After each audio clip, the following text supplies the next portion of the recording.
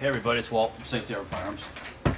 The other night I was on the blog with Hank Strange, and we had Mac from the Military Arms channel on, and Roy Hill from Brownells, and the conversation came up because on Military Arms channel he's done a video on the Stribog and the issues with the magazines that he's found and some other stuff.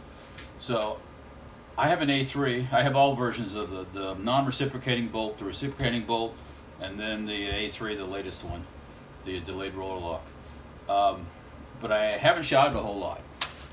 And so what I wanted to do is I wanted to try to load the magazine dry, that's what the D is, and then I've got one here that I sprayed Rem Lube, the dry Rem Lube inside, to see if it makes a lot of difference and see if the dry works versus oily, type lubrication. This one I have fired. I think, and I remember when I fired this gun, my main concern with the A3 was the fact that to make sure that my stock that we make the compact entry stock, would fit on the back of the new version. We had a problem with the non-reciprocating bolt guns that came in the country. Some of my stocks fit, and some of them didn't because they had some differences in the receiver in the back. And I think it was the difference in the extrusion or something similar to that. So my stock fit fine on the A3, and we've made changes to the stock now so it fits on everything without any problems. So what I want to do is I want to do the old school magazine loading thing one by one. This is some Red Army standard, which is 9mm Russian-made steel case. I believe it is. Well, let's see here. Hell, I'm not sure what the name is. JSC, the Tula Cartridge Works. So, Mac, I didn't see on Military Arms channel using a steel. They were using brass cased ammo. This is 115 grain. I guess there was issues with extraction at times, or not extraction, but ejection on the Stribog. So I just wanted to try to load a dry mag to the max and see how far I can get before I call it quits. Or how it is starting to get hard right now, and I'm only at 13 rounds. So, and I'm pushing on using the tabletop to push down on it. So yeah, at 16, 17 rounds, it's getting rather tough.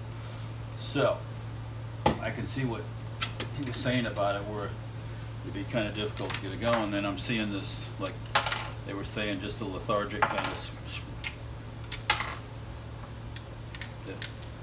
And that shouldn't be happening right there.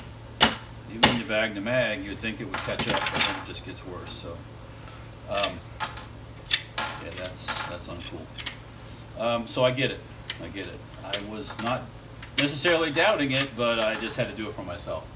So yeah, so they added the steel. There was a complaint in the beginning that the feed lips were breaking, and I guess they were for people. I didn't shoot mine enough to make it break.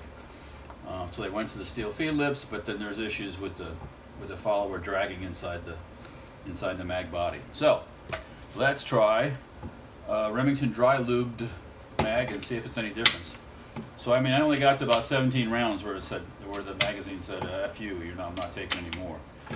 So let's see what happens here. Where are we at here?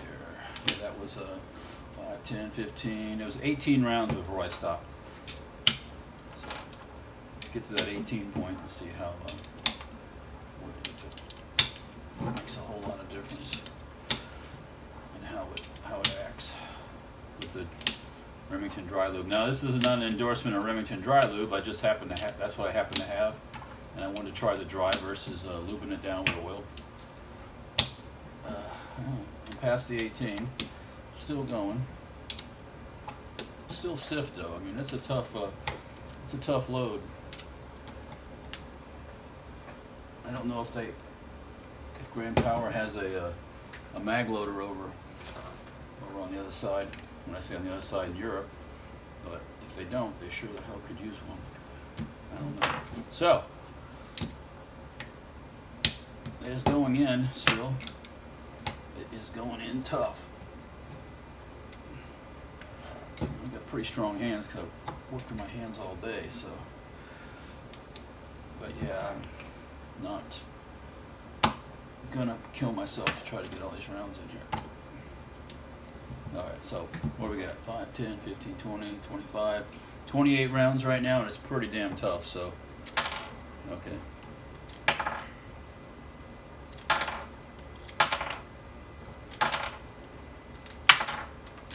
The dry lube helped, but it's still kind of, like Mac was saying, still kind of a lethargic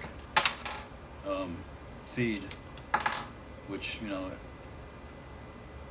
I understand when the gun's rocking and rolling, it's shaking the crap out of it, and it caught, yeah, see.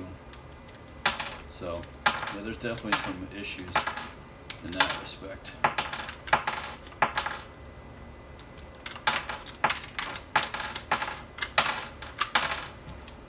So it's true. Not that I was doubting Military Arms Channel, because he shot a lot more than I have, but I just had to do it for myself to see. So yeah, it looks like there is some issues with it. So I